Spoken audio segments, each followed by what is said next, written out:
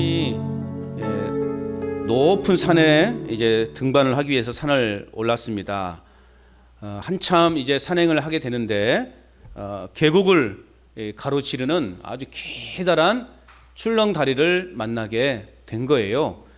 그래서 이분은 평상시에도 이런 고소공포증이 좀 있어서 이 출렁다리를 건너가야 되는데 너무 두려운 마음이 앞선 거예요. 그래서 이분이요 이렇게 하나님 앞에 기도했습니다. 하나님, 이 줄다리를 무사히 건너게만 해주시면 제가 가지고 있는 전 재산을 하나님께 바치겠습니다. 이렇게 기도를 하고 이제 한 발 두 발 이렇게 조심스럽게 출렁다리를 건너기 시작을 했습니다. 자, 이제 삐끄덕거리면서 그분이 이 출렁다리 중간쯤 이르렀을 때 그는 또 이렇게 하나님 앞에 기도합니다. 안도의 한숨을 내쉬며 이렇게 기도합니다.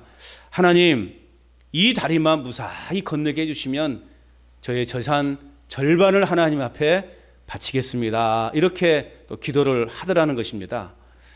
이제 그 기도를 하고 또 조심스럽게 한 발 한 발 이제 그 출렁다리를 건너는 중에 이제 거의 이 다리 맞은편에 이르렀을 때쯤에 이분이 또다시 이렇게 하나님 앞에 기도합니다. 하나님, 끝까지 건너게만 해주신다면 저희 재산 4분의 1을 하나님 앞에 바치겠습니다. 이렇게 또 기도를 하더라는 것입니다. 어떻게 됐을까요? 무사히 건넜어요. 이제 무사히 그 출렁다리를 건넌 후에 이 사람이 또다시 하나님 앞에 기도합니다. 하나님, 그런 약속은 없는 걸로 해 주시옵소서. 그렇게 기도했다고 합니다. 야, 이게 사람들의 마음 아닙니까? 우리의 마음 아니에요? 막 아쉬울 때는 하나님 앞에 내 모든 것을 다 드릴 것처럼 이렇게 약속을 해놓고도 막상 어떤 상황이 다 완성되어지면 제가 언제 그런 말 했어요? 그렇게 하나님 증명해 볼 수 있어요? 계약서 쓰지도 않았잖아요. 그렇게 우리는 하나님 앞에 우리의 말을 바꾸는 경우가 많죠. 그래서 전도서 기자는 뭐라고 말합니까? 헛된 약속하지 말아라. 약속을 했다 그러면 반드시 지켜라. 헛된 맹세를 하지 말라고 그렇게 전도서 기자는요 신신당부하고 있는 거예요. 사람의 마음은요 이렇게 변덕이 심해요. 그죠, 여러분? 사람의 마음은 하루에 12번도 바뀐다고 그러잖아요. 좋았다가 또 승리를 했다가 또 좋았다가 화냈다가 이게 인간의 마음이라는 거죠. 자, 사람들은 이렇게 약속을 본인이 한 약속도 참 지키지 않은 경우가 참 많아요. 그런데요, 우리 하나님은 약속하신 것은 반드시 지키시는 신실한 분이심을 믿으시기 바랍니다. 여러분, 하나님이 약속하신 것 안 지킨 적 있어요? 있다고 말하신 분들은 내가 믿음이 없기 때문에 그것을 못 받은 거예요. 하나님은요 당신이 약속하신 모든 것을 다 이루셨어요. 그러므로 오늘 우리 사람들의 역할은 뭐예요? 우리 인간의 뭐예요? 그 하나님의 약속을 붙잡고 그 말씀에 그냥 순종하면 되는 거예요. 하나님은 성경을 통해서 말씀하실 것을 다 이루어 가시는 분이에요. 이제 한 가지 약속만 남았어요. 그 약속은 뭐예요? 예수님의 재림이에요. 그 한 가지 약속은 이미 모든 걸 다 이루셨어요. 가장 큰 약속, 인류의 구원자로 예수 그리스도를 보내겠다라고 하는 그 약속까지도 하나님은 다 지키셨어요. 이제 한 가지 약속, 예수님을 이제 심판의 주로, 재림의 주로 보내시는 그 약속만 남았다는 것이죠. 그저 우리는 그래서 이 말씀을 믿고 따를 때 그저 순종하면 되는 거예요. 하나님의 약속을 지키실 것이라고 하는 그 약속을 믿고 우리는 순종의 삶을 살아가기만 하면 된다라는 것이죠. 그래서 오늘 신앙 시리즈 세 번째는요, 순종함의 신앙이라고 그렇게 제목을 붙여봤습니다. 오늘 우리에게 가장 필요한 건 뭐냐면요, 순종이에요. 우리 안에 있는 의심병을 다 내려놓고 그저 있는 그대로 순종하는 것이 최고예요. 요즘은 사람도 못 믿고 가족도 못 믿을 시대라고 그러잖아요. 가장 가까이 있는 사람도 못 믿는 그런 시대라고 이야기합니다. 그러나 우리 하나님은 100% 믿을만하다. 할렐루야. 네. 우리는 그 하나님의 약속의 말씀을 믿고 순종하는 삶을 살아가면 되는 거예요. 오늘 본문은요, 예수님의 탄생을 알리는 그런 메시지를 전하고 있습니다. 자, 그런데 오늘 예수님의 탄생의 메시지는요, 도무지 우리의 생각으로 이해할 수 없고 우리의 상식으로 납득할 수 없고 그리고 또 과학적으로 딱히 증명해낼 수 없는 아주 희한한 방법으로 오늘 하나님은 우리에게 약속해 주고 있다라는 거죠. 그럼에도 불구하고 도무지 이 말씀이 인간의 상식으로 믿어지지 않고 납득할 수 없고 이해가 되지 않지만, 그렇다고 과학적으로 딱히 증명해낼 수는 없지만, 그럼에도 불구하고 오늘 저와 여러분들이 이 사실이 믿어지는 이유는 뭘까요? 여러분, 오늘 이 사실을 믿어지십니까? 믿어지신다고 해야죠. 그죠? 믿어지십니까?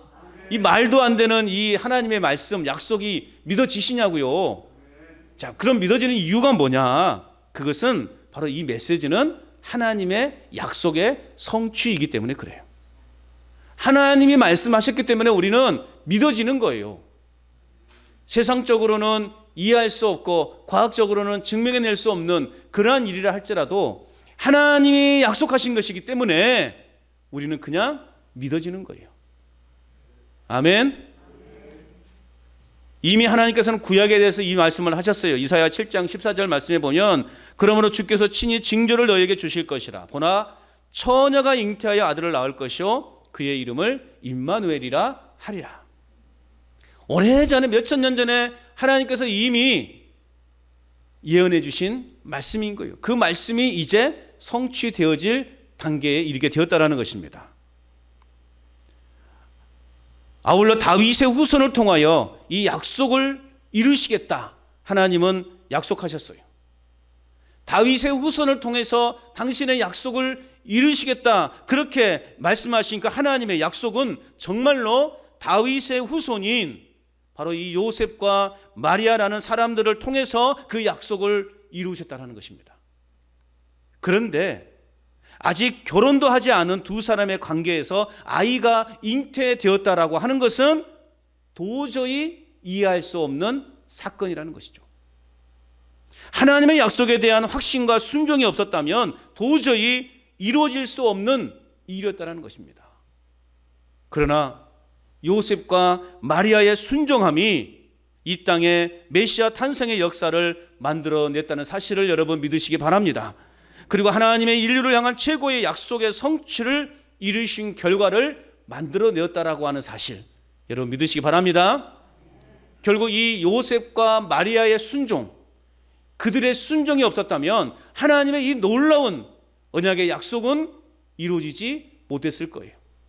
더 나아가서는 우리가 이 구원받은 기쁨 속에 살아가지 못했을 거예요. 낳은 사람의 확신 있는 삶과 순종의 삶이 하나님의 이러한 놀라운 역사와 기적을 불러올 수 있다라는 사실입니다. 여러분, 교회의 변화와 부흥의 역사 또한 외부적인 어떤 도움이나 외부적인 어떤 힘에서 오는 것이 아니라 우리 교회의 부흥과 변화는 결국 나 한 사람의 순종함이 있는 그 믿음을 통해서 올 수 있다라고 하는 사실입니다. 나 한 사람의 순종의 삶, 나 한 사람의 순종의 삶이 우리 교회의 영적 부흥을 불러올 수 있다라는 것입니다. 여러분, 이 믿음 가지시길 바랍니다. 그렇다면 오늘 하나님의 약속을 성취하는 데 가장 결정적인 역할을 했던 이 요셉이라는 사람이 도대체 어떤 사람인가? 우리는 이제 오늘 본문을 통해서 이 요셉이라는 사람의 프로필을 한번 같이 살펴보고자 하는 것입니다. 자, 그는 먼저 20절 말씀에 보면 다윗의 자손이었다, 그렇게 소개하고 있어요. 다윗의 자손 요셉아라고 그렇게 부르고 있죠. 다윗의 자손, 다윗이 누구입니까? 이스라엘의 초대 왕 아닙니까? 가장 하나님의 사랑받고 하나님의 역사를 경험하고 하나님의 능력을 행했던, 그래서 그 대국을 이루었던 그런 왕 아닙니까? 훌륭한 왕 아닙니까? 그런데 다윗의 자손이라고 해서, 이 요셉이 다윗의 자손이라고 해서, 그리고 또 예수님의 육신의 아버지라고 해서 세상적인 지위도 높은 사람이겠거니 생각할 수 있다는 거죠. 그러지 않겠습니까, 여러분? 예수님의 육신의 아버지인데, 그래도 우리는 이제 결과를 알기 때문에 그렇지만, 여러분 그 결과 전혀 모르는 사람이라면 이 요셉이라는 사람의 신분이 얼마나 대단한 사람일까? 다윗 왕가의 후손 아니에요? 왕족의 후손 아닙니까? 우리나라도 그런 왕족의 후손들은 그래도 나름 양반이라고 하면서 이렇게 체면 차려하고 살아가지 않습니까? 지금도 그런 분들이 있죠. 그러니 다윗의 후손이에요. 다윗 왕족의 후손이란 말이죠. 그리고 더 나아가서는 예수님의 육신의 아버지예요. 이야, 이 정도면 대단한 그런 가문 아니겠어요? 그죠? 안 그래요? 저는 그런 가문에 살아보지 않아서 잘 모르겠는데 어쨌든 이 정도의 가문이라면요, 뭔가 이렇게 세상 속에서는 세상 가운데 큰 영향력이 있거나 세상적인 지위도 굉장히 좀 이렇게 높은 그러한 쉽게 말하면 양반 집안의 삶을 살고 있지 않을까, 그렇게 생각해 볼 수 있다라는 것이죠. 그런데 이 요셉이라는 사람의 직업이 뭐였습니까? 목수였어요. 목수라는 직업은요, 당시 상황으로 볼 때는 굉장히 하위 계층에 속한 직업군이에요. 그냥 가난한 사람이에요. 지금이야 목수는 대우받습니다, 여러분. 그죠? 우리 공사장에 가면 목수 구하기 힘들다고 그러더라면요. 그래서 이 목수분들의 그 하루 일당은 아주 높다고 그래요. 부러우시지도 않으신가 보네요, 여러분들은. 네. 근데 당시만 해도 이 목수라는 직업 자체는 굉장히 하위 계층에 속한 그러한 직업군을 가지고 있었습니다. 당연히 경제적 상황이 넉넉하지 않은 그러한 가정이었겠죠. 사는 곳도 예루살렘이 아니라, 수도가 아니라 저 변방 갈릴리 나사렛 지역, 아주 저기 총구석, 쉽게 말하면 거기에 살던 사람이었다라는 것입니다. 다시 말하면 허울뿐인 왕가의 자손이었다, 그렇게 말씀을 드릴 수 있습니다. 그는 목수일을 해가면서 근근히 생활을 해나갈 정도로 굉장히 가난한 집안의 사람이었다는 것이죠. 자, 그럼에도 불구하고 그는, 하나님은 이런 요셉을 통해서 아브라함과 야곱의 후손으로, 또한 다윗의 후손으로 메시아의 계보를 잇는 중요한 역할을 감당하도록 하나님은 그를 선택하셨다는 거예요. 본인의 노력이 아니에요. 본인의 의지가 아니었어요. 하나님의 일방적인 선택이었어요. 그러면 좀 우리가 그렇게 말할 수도 있죠. 아니, 좀 이름이 있고 좀 높은 권력을 좀 가지고 있는, 아니 그런 사람을 선택해서 하나님 예수님을 탄생하게 하셨더라면 그래도 많은 사람들이 그 예수님을 존경하고 따랐을 텐데 뭐 그런 생각하지 않았겠어요. 그런데 하필 저 총구석에 사는, 이름도 잘 알려지지 않는, 그리고 그 목수일이나 해가면서 살아가고 있는 그 사람을 하나님은 선택하셨다라는 거, 이것이 우리가 주목해 봐야 될 하나님의 선택의 역사라는 것이죠. 어쨌든 하나님은 이처럼 다윗의 자손이었지만 가난하고 볼품없는 그러한 사람을 선택하셨다라는 것입니다. 또한 이 요셉이라는 사람은 어떤 사람인가? 그는 오늘 18절 말씀에도 보면 마리아라는 여인과 약혼한 그런 남자였습니다. 마리아가 요셉과 약혼하고 돼 있죠. 유대인에게 있어서 이 약혼은 거의 결혼한 것과 다른 바 없습니다. 단지 잠자리만 같이 할 수 없었을 뿐이에요. 식만 올리지 않았지 거의 이제 부부나 다름없는 그러한 지금 처지였다라는 것이죠. 또한 이 요셉이라는 사람을 어떻게 오늘 성경은 소개하고 있습니까? 19절 말씀에 보면 요셉은 의로운 사람이다, 그렇게 소개하고 있어요. 의로운 사람으로 소개하고 있습니다. 이 의롭다라는 것 조금 뒤에 다시 이제 말씀을 통해서 여러분에게 가르쳐 드리도록 하겠습니다. 자, 이런 요셉에게 어떠한 일이 오늘 본문에서 벌어지고 있습니까? 18절 말씀 우리 같이 한번 읽어봅니다. 18절 시작. 예수 그리스도의 나심은 이러하니라. 그의 어머니 마리아가 요셉과 약혼하고 동거하기 전에 성령으로 잉태된 것이 나타났더니, 자, 아직 잠자리도 같이 하지 않은 약혼녀가 임신하게 되었다. 여러분, 이것을 어떻게 받아들일 수 있겠습니까? 이것을 어떻게 이해해야 하겠습니까? 나랑 잠자리도 한 번도 해보지 않은 내 약혼녀 이 마리아가 임신하게 되었다라는 소식을 듣게 되는 거죠. 이것을 어떻게 받아들일 수 있겠냐고요. 요셉의 입장에서는요, 너무나 충격적인 사건을 접하게 된 거예요. 당시 약혼한 여인이 간음을 하여 임신을 하게 되면 이건 분명 이 약혼의 파혼을 하는 사유가 될 뿐만 아니라 간음죄로 다스려져서요, 돌에 맞아 죽을 수도 있었던 그러한 시대였단 말이죠. 꼼짝없이 이 마리아는 이제 이 약혼에 파혼당하고 돌에 맞아 죽을 위기에 처해 있는 그런 상황이었다는 거죠. 그런데 이런 기가 막힌 이 상황에서 요셉이 취한 태도는 무엇인가? 오늘 19절 말씀이에요. 19절 같이 읽어봅니다. 시작. 그의 남편 요셉은 의로운 사람이라 그를 드러내지 아니하고 가만히 끊고자 하여, 그렇게 말하고 있어요. 그의 남편 요셉은, 그러니까 아까 말씀드렸죠.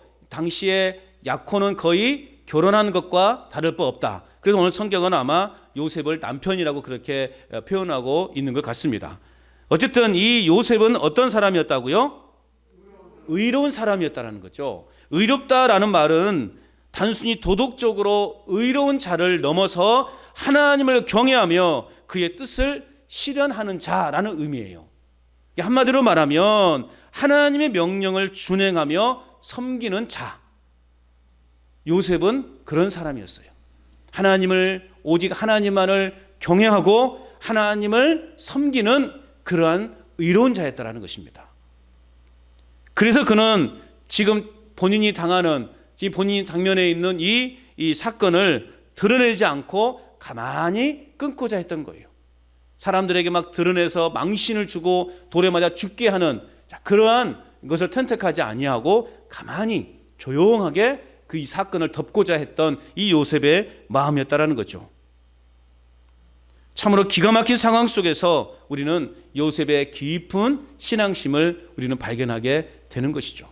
하나님을 믿는 사람답게, 하나님을 경외하는 자답게 인간의 판단과 내 감정으로 이 사건을 마무리하려는 것이 아니라 조용하게, 그만큼 오늘 요셉은 이 마리아에 대한 사랑이 깊었다라는 것을 우리는 알 수 있어요. 그래서 그는 이제 어떤 사람이었는가? 사랑을 실천하는 사람이었다. 그렇게 우리가 요셉에 대해서 정의할 수 있습니다. 이게 요셉은 지금 이 상황을 율법의 전통에 따라서 두 가지 일을 할 수 있었어요. 첫 번째는 뭐냐? 율법에 따라 아까도 말씀드렸지만 돌로 쳐 죽이는 것이었어요. 그리고 두 번째 선택할 수 있는 것은 공개적으로 파혼하는 것이었어요. 충분히 이것은 파혼해야 될 대상이 되기 때문에 그래야만이 요셉 자신이 사람들로부터 정죄를 받지 않게 되겠죠. 요셉이 충분히 이렇게 두 가지 선택을 할 수 있었던 것이죠. 그런데 오늘 요셉은 그렇게 소문내지 않고 조용하게 파혼 수속을 밟으려고 생각하고 있었던 것입니다. 지금의 이 문제를 복잡하게 만들거나 떠들썩하게 소문내지 않고 그저 마리아를 사랑하는 마음으로 이 사실을 덮어주려고 했던 것이죠. 요즘 같으면 가능이나 하겠습니까? 바로 그냥 법정 고소를 하죠. 그리고 유자료를 또 엄청나게도 요구하지 않겠습니까? 이거 오늘의 현실 아니겠어요? 근데 요셉도 충분히 그렇게 할 수도 있었을 터인데 요셉은 그러지 않았어요. 그저 조용히 의로운 사람답게, 하나님을 믿는 사람답게 이 사실을 조용히 덮고자 했던 것이죠. 율법으로가 아니라 사랑으로 이 문제를 해결하려고 노력했던 사람이었다. 그렇게 우리가 요셉에 대해서 평가할 수 있습니다. 바리새인들 같았으면 어떻게 하겠습니까? 바리새인들 같았으면 벌써 법으로, 율법으로 당장 돌로 그 마리아를 쳐 죽였을 거예요. 그러나 요셉은 율법을 어기지 않으면서도 사랑과 용서를 실천할 방도를 찾고 있었던 것이었어요. 그는 결코 자기 감정대로, 자기 기분대로 행동하거나 판단하지 않았어요. 오늘 우리에게도 굉장히 중요한 거예요. 예수님을 믿는 우리도 내 감정대로 판단해서는 안 돼요. 내 감정대로 싸워서는 안 되는 거예요. 이웃이 아무리 나에게 좀 이렇게 억울하게 이렇게 뭔가를 이렇게 잘못을 지적하고 나의 마음에 상처를 줬다 할지라도 우리는 예수님 믿는 사람들이잖아요. 그렇기 때문에 칼은 칼로 망하는 거예요. 싸움은 또 다른 싸움을 만들어내는 것이고 그로 인해서 그 관계의 깊은 골은 더 심화되는 거예요. 우리는 그 모든 것을 사랑으로 덮을 수 있어야 돼요. 왜 아멘 안 하십니까? 우리는 사랑으로 덮을 수 있어야 돼요. 왜? 우리는 예수님께로부터 그 사랑을 받았기 때문에, 하나님께로부터 그보다 더한 사랑을 받았기 때문에 우리는 능히 이해하고 덮어줄 수 있어야 되는 거예요. 사랑으로 덮어주시길 바랍니다. 사랑으로 이해하면 돼요. 하나님이 나를 얼마나 사랑하셨는가를 생각하면 여러분 용서하지 못할 일이 없다라는 거예요. 물론 비록 그 당시는 힘들고 괴롭겠죠. 그런 시간이 지나고 나면 이제 참 그렇게 하길 잘했다, 아마 그렇게 할 거예요. 그때 당시는 사실 저도 그런 억울한 상황이 당하면 어떻게 나올까, 저도 참 인간의 한 사람으로서 참 저도 의심스러워요. 그런데 우리가 그 상황 속에서 내가 그 사람을 사랑으로 덮어주고 용서했다면 시간이 흐른 뒤에 내가 참 잘했구나, 내가 참 잘한 선택을 했다, 아마 분명 우리는 그렇게 결론을 내리게 될 것입니다. 예수님께서도 모든 문제를 율법으로 해결하라고 하지 않으셨어요. 예수님께서도 오히려 사랑으로 그 율법을 지키셨어요. 근데 예수님이 율법을 다 깽깡그리 무시한 건 아니에요. 예수님은 사랑으로 그 율법을 지키셨어요. 그리고 급기야는 그 율법의 완성자가 된 것이에요. 피는 분명 물보다 어떻습니까? 진하죠. 어떻게 아셔요? 잘 아시네요. 피는 물보다 진해요. 그런데 진정한 사랑은 피보다 더 진하답니다. 징한 게 아니에요. 징한 애가 아니고 진하다. 피는 물보다 진하지만 진정한 사랑은 그 피보다 더 진하다라는 거예요. 우리는 그 사랑을, 그 진한 사랑을 받은 자들 아닙니까? 예수님의 오심은 그 진한 사랑을 우리에게 주시기 위해서 오셨단 말이에요. 오늘 저와 여러분들 그 진한 사랑을 받았어요. 다른 사람으로부터 사랑을 받는다고 하지만 그 사랑은 포장된 사랑일 수도 있다는 것이죠. 그러나 우리 예수님의 사랑은 포장되지 않은 진정한 사랑이었다는 거예요. 그 사랑을 받았으니 우리도 그 사랑을 나누는 자가 되어야 되지 않겠습니까? 예수님의 탄생을 기다리는 이 대림절 기간에 피보다 더 진한 사랑을 실천하는 저와 여러분의 삶이 될 수 있기를 축복합니다. 지금이라도 이럴 때라도 우리가 그 사랑이라고 하는 것을 한번 실천해 보는 거예요. 우리가 365일 그 사랑을 실천하면 사시오라고 그렇게 말할 수는 참 부담스럽죠. 그러나 이때라도, 우리가 지금 이때라도 한번 이 진한 사랑을 실천해 보자는 거예요. 내가 평상시에 이해하지 못하고 좀 갈등이 있었던 사람을 찾아가서 내가 그 사람 손을 꼭 잡아주고 내가 다 이해하고 내가 다 나를 또 심지어로 나를 또 용서해 달라, 내가 미안했다, 그 한마디만 해보라고요. 그러면 모든 것이 다 풀려진다는 거죠. 아멘. 이번 기회라도 한번 해보자는 거예요. 피보다 진한 사랑을 우리가 받았으니 우리도 그 사랑을 한번 실천해 보자고요. 이 대림절 기간이 뭐가 있겠어요? 이런 것이 우리 대림절 기간을 잘 보내는 것 아니겠습니까? 여러분, 선교사 한 분이 평생을 인디언 선교사로 이렇게 헌신을 하다가 뜻하지 않는 병에 걸려가지고요, 이제 병원에서도 이제 치료가 안 된다, 그런 판단을 받은 거예요. 그래서 이제 이 선교사님은 임종을 기다리고 있었어요. 주님의 부르시는 시간이 점점 더 가까워짐을 이제 직감한 이 선교사님이 아내에게 그렇게 이런 말을 마지막으로 남겼다고 합니다. 여보, 우리는 하나님의 사랑의 통로가 되었으니 잘 살아온 것 맞지요? 라는 이 말을 한마디 하고 이제 하나님 부름을 받았다고 해요. 평생을 하나님의 사랑의 통로로 살아왔으니 나 잘 산 거 맞지? 라는 말만 남겼다는 거예요.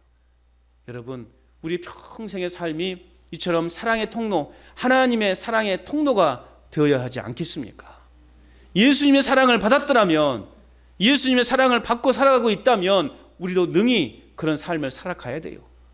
때로는 의견 충돌이 있어가지고 서로 감정이 상할 수도 있고, 때로는 또 큰 소리가 날 수도 있고, 그렇죠. 인간 세상에 왜 그게 없겠어요? 누누이 말씀을 드리지만 이 땅은 완전한 세상이 아니에요. 불완전한 세상이기 때문에 삐그덕 소리는 날 수밖에 없어요. 그래서 서로 다툼이 있을 수 있고, 서로 감정이 상할 수도 있고, 서로 의견 충돌 때문에 막 목소리가 높여질 수도 있고, 서로 사태질할 수도 있고, 멱살을 잡을 수도 있어요. 왜요? 이 세상은 완전한 세상이 아니기 때문에. 그러나 그것으로 끝나는 것이 아니라 이제 예수님의 사랑을 전하는 통로로 우리가 살아갈 수 있다면, 모든 것을 이해하고 사랑으로 덮을 수 있는 그러한 우리의 마음이 될 수 있다면 우리는 세상을 잘 사는 거예요. 하나님의 사람답게 잘 살고 있다라고 하는 증거라는 것입니다. 예수님이 이 땅에 오신 것도 우리의 사랑과 은혜를, 우리에게 하나님의 그 사랑과 은혜를 보여주시려고 이 땅에 오셨어요. 사랑이 메말라가는 이 시대에 우리의 이 작은 사랑의 실천이 우리가 사는 이 사회를 더욱 아름답게 만들어가는 통로가 될 수 있다는 사실을 여러분 믿으시기 바랍니다. 그래서 오늘 저와 여러분들은 사랑의 통로로 살아가야 됩니다. 어떤 통로로 살아가라고요? 사랑의 통로. 그냥 하나님의 사랑이 우리를 통해서 막 그냥 세상에 마구마구 이렇게 흘러보낼 수 있도록 그런 통로가 되어야 하는 것입니다. 자, 또한 요셉은 어떤 사람이었는가? 경건한 사람이었어요.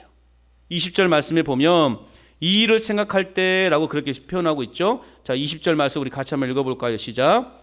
이 일을 생각할 때 주의 사자가 현몽하여 이르되 다윗의 자손 요셉아 내 아내 마리아 데려오기를 무서워하지 말라. 그에게 잉태된 자는 성령으로 된 것이라. 아멘. 20절 시작을 어떻게 시작하고 있어요? 이 일을 생각할 때라고 시작하고 있어요.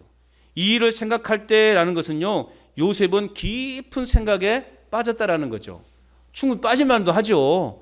너무나 어처구니 없는 말을 들었으니, 황당한 말을 들었으니, 도무지 이해할 수 없는 그러한 이야기를 들었으니 고민에 빠질 수밖에 없는 거죠. 그래서 지금 요셉은요, 깊은 생각에 빠져 있어요. 그런데 여러분, 그냥 요셉이 단순히 깊은 고민에만 빠져 있을까요? 저는 그렇게 보지 않습니다. 요셉은 하나님을 경외하는 사람이었잖아요.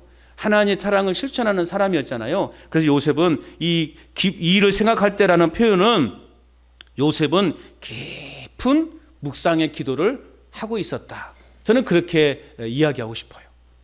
요셉은 그 이야기를 듣고요, 이 뭔 이런 일이 다 있다요 하면서 이렇게 따지는 것이 아니라 그 이야기를 듣고 깊은 기도 속으로 지금 빠져 있는 거예요. 하나님의 뜻은 무엇일까? 하나님 왜 저에게 이러한 말도 안 되는 상황을 저에게 말씀하시는 것일까? 요셉은 지금 깊은 기도 속에 빠져 있어요.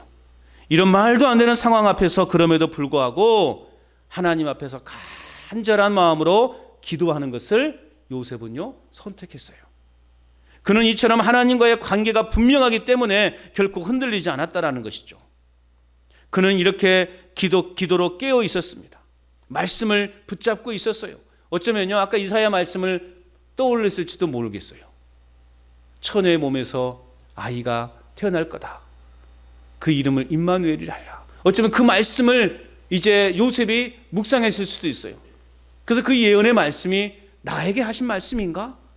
나를 통해서 이루실 말씀인가? 어쩌면 요셉은요, 그렇게 묵상하면서 그 말씀을 가지고 묵상하면서 기도하고 있었을 거예요. 자, 그렇게 주님과 가까이 있는 사람이기 때문에 하나님은 천사를 통해서 이 요셉에게 당신의 뜻을 알려주십니다. 자, 천사가 들려주는 메시지를 이제 또 한번 우리가 살펴보십시다. 천사가 들려주는 첫 번째 메시지는 뭐냐? 무서워하지 말라라는 거예요. 자, 20절 말씀 다시 한번 우리 하반절부터 읽어봅니다. 주의 사자가 현몽하여부터 시작. 주의 사자가 현몽하여 이르되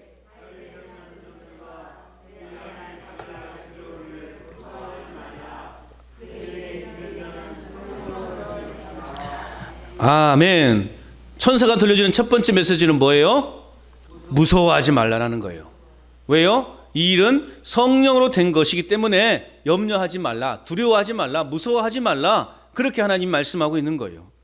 여러분, 오늘 우리의 모든 두려움을 극복할 수 있는 근거는 어디에 있느냐? 하나님께로부터 있습니다. 우리 안에 두려움이 엄습해 올 때가 있어요. 염려가 엄습해 올 때가 있어요. 이 모든 두려움과 염려와 근심을 떨쳐버릴 수 있는 그 길은 하나님밖에 없다라는 것입니다. 하나님과의 바른 관계에 서 있는 것이야말로 우리는 두려움을 이기는 거예요. 또한 천사가 들려준 두 번째 메시지는 뭐냐? 낳은 아이의 이름에 대해서 이야기해 주고 있어요. 21절 말씀 같이 읽어봅니다. 시작. 아들을 낳으리니 이름을 예수라 하라. 이는 자기 백성을 그들의 죄에서 구원할 자이심이라 하니라. 자, 깊은 그 고민 가운데서 어찌해야 할지를 참으로 답답한 그 문제 앞에 서 있는 요셉에게 하나님은 분명하고 구체적으로 확인시켜 주셨어요. 그 아이의 이름을 뭐라고 하라고요? 예수라라. 예수라는 이름의 뜻은 뭐예요? 여호와는 구원이시다. 주님이 구원이시다라는 뜻이에요. 자기 백성을 구원할 자. 우리는 그 예수 그리스도를 믿음으로 말미암아 오늘 우리는 구원을 얻었다라는 것이죠. 우리를 구원의 길로 이끌으시는 유일한 길은 예수님을 믿는 거예요. 예수님이 아니고서는 그 어떤 것도 그 어떤 존재도 우리를 구원의 길로 이끌 수 없다라는 것입니다. 여러분 오직 예수님만을 믿는 저와 여러분 될 수 있기를 바랍니다. 자, 마리아의 몸에서 잉태된 그 아이가 구원의 주가 될 것이라고 오늘 천사는 요셉에게 메시지를 전하고 있는 거예요. 또한 천사가 들려주는 세 번째 메시지는 뭐냐? 22절 23절 말씀 같이 읽어봅니다. 시작. 모든 일이 된 것은 주께서 선지자로 하신 말씀을 이루려 하심이니라.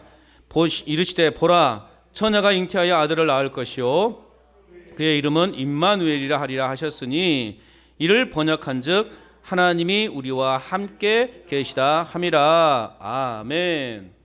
자, 하나님의 말씀을 이루는 도구로 쓰임 받고 있다라는 것, 그것이 오늘 우리에게는요 가장 큰 축복입니다. 여러분 하나님께 지금 선한 도구로 쓰임 받고 있습니까? 그게 우리에게 큰 축복이라는 거예요. 세상에요 여러 가지 도구로 쓰임 받는 사람들이 있죠. 선한 도구로 쓰임 받는 사람도 있고 또 악한 도구로 쓰임 받는 사람이 있어요. 무고한 사람을 죽이는 헤롯 같은 사람도 있고요. 죽을 사람을 구하러 오신 예수님의 통로로 쓰임 받는 이 요셉 부부와도 같은 사람도 있다라는 것입니다. 오늘 저와 여러분들은 어떤 통로로 쓰임 받고 있습니까? 아니 어떤 도구로 어떤 통로로 쓰임 받기를 원하십니까? 우리 역시 죽어가는 영혼을 살려 하나님의 자녀가 되도록 하는 일에 쓰임 받는 구원의 통로가 되시기를 바랍니다. 사랑의 통로가 되시기를 바랍니다. 축복의 통로가 되시기를 바랍니다.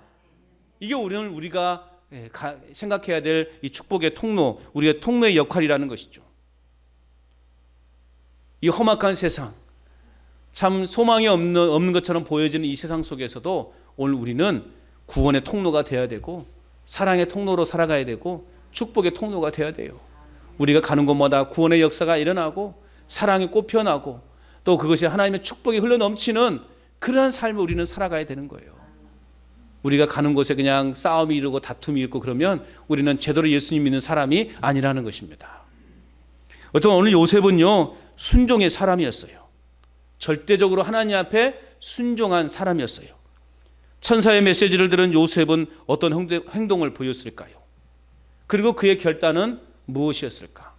오늘 우리가 요셉처럼 이러한 황당한 소식을 들었다면, 그런 음성을 들었다면 오늘 우리는 어떻게 행동하고 어떻게 판단했을까? 어떻게 결정을 내렸을까요?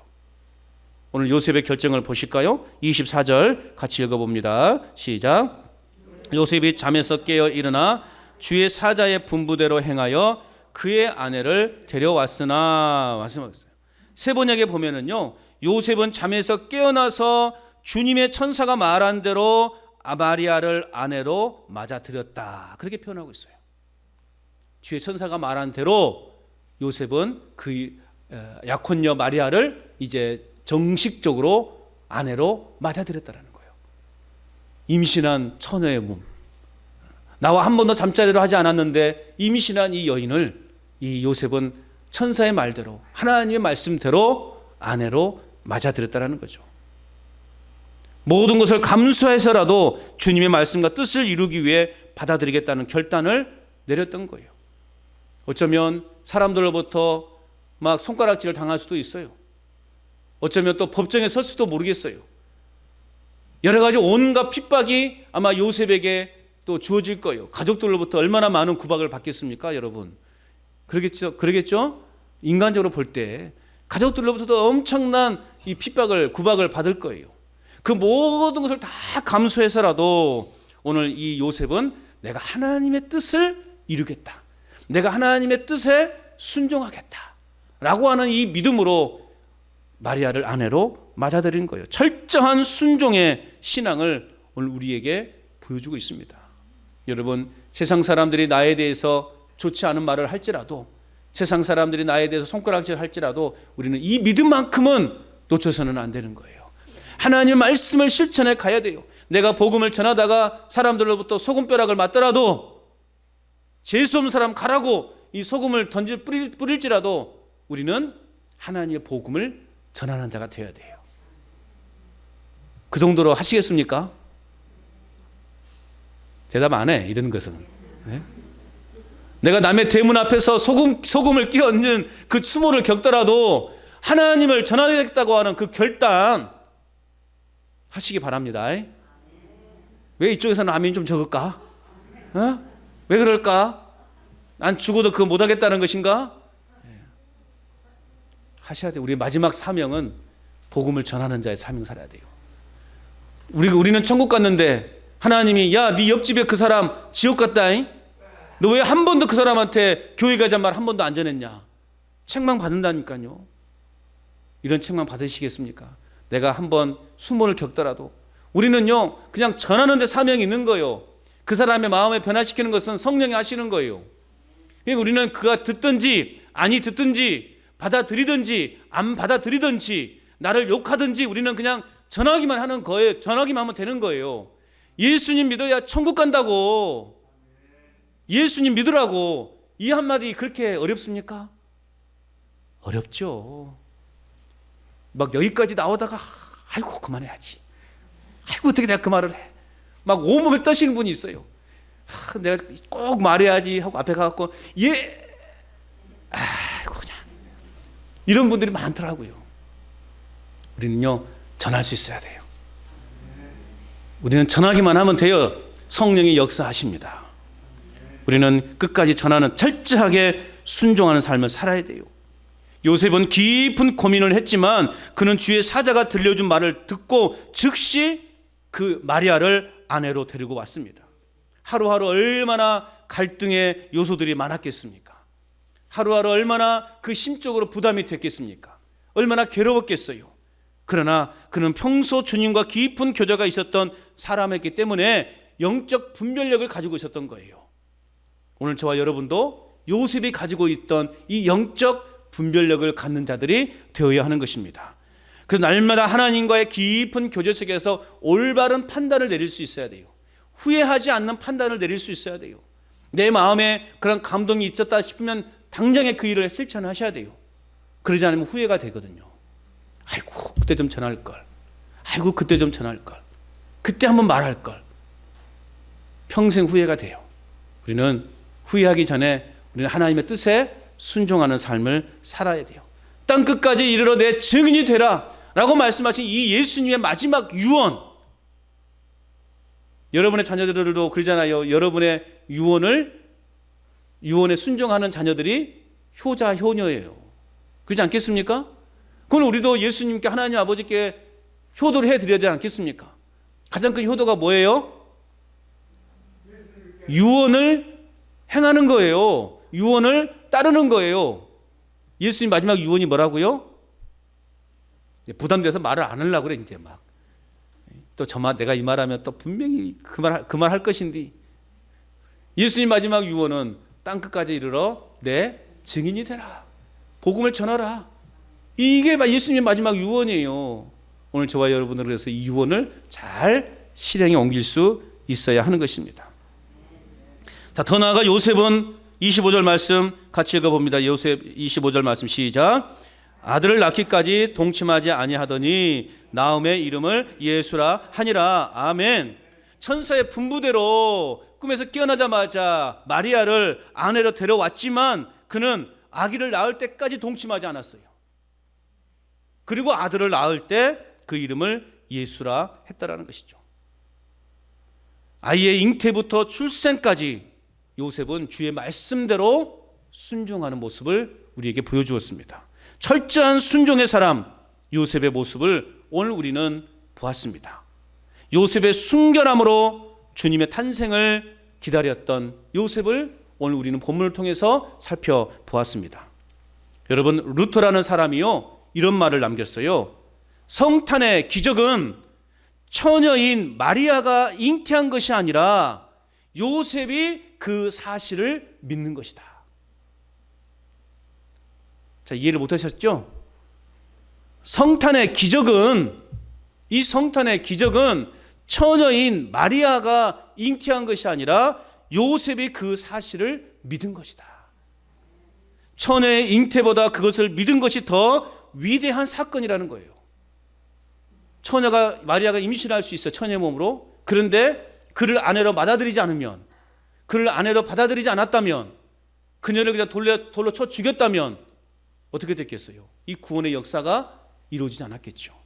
그러나 요셉은 그것을 믿음으로 받아들였다라는 거죠. 이것이 기적이에요. 믿음은 기적을 만들어냅니다. 믿음은 기적이 나타납니다. 할렐루야. 예수님의 기적은 우리가 이해하는 영역이 아니라 믿음의 영역인 거예요. 믿어야 기적이 나타나는 거예요. 요셉은 철저히 순종했습니다. 요셉이 순종이 없었다면 이사야 선지자를 통해 말씀하신 그 약속을 이룰 수 없었을 것입니다. 여러분, 우리 주님은 순종함으로 주님의 뜻을 기다리는 그 믿음의 사람을 찾고 계십니다. 우리 모두가 그렇게 주님께 쓰임받는 믿음의 사람이 되시기를 바랍니다. 그리고 주님께 쓰임받는 우리 교회가 될 수 있기를 축복합니다. 순종함의 신앙을 가지고 있는 사람과 교회를 통해서 하나님은 놀라운 기적의 역사를 행하실 줄로 믿습니다. 이러한 믿음을 가지고 있는 저와 여러분을 통해서 내년에 우리 교회에 놀라운 부흥의 역사를 우리 하나님께서 행하실 줄로 믿습니다. 나 한 사람의 믿음, 나 한 사람의 순종, 나 한 사람의 신앙이 이런 기적을 만들어낸다는 거예요. 너라도 열심히 해. 그게 아니에요. 나는 못하니까 너라도 열심히 해. 나는 못하니까 목사님이라도 열심히 해주세요. 그게 아니에요. 내가 열심히 하는 거예요. 내 한 사람의 그 작은 순종과 그 작은 헌신과 그 작은 희생이 놀라운 부흥의 역사를 만들어낸다는 사실입니다. 내년에는 좀 그러한 순종을, 그러한 희생을, 그러한 헌신이 있는 저와 여러분 될 수 있기를 축복합니다.